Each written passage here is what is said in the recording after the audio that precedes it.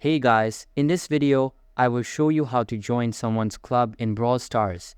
Make sure to watch until the very end to make sure you don't miss out on any of the important steps. Alright, let's begin. So at first, just open your game, and as you open your game, you're in this home screen. So just stay at this home screen and then look at your right where you can see the club option. So just press it, and as you press it, you can see the place where it says join a club.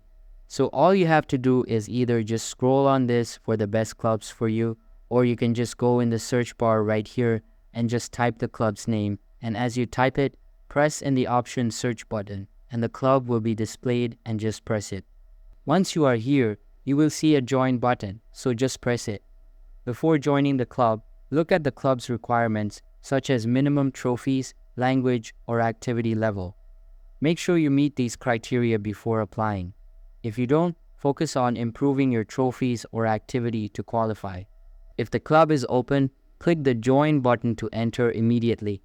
If it's invite only, send a membership request by clicking request to join. Wait for the club leader or co-leaders to approve your application. And that's it, you are done.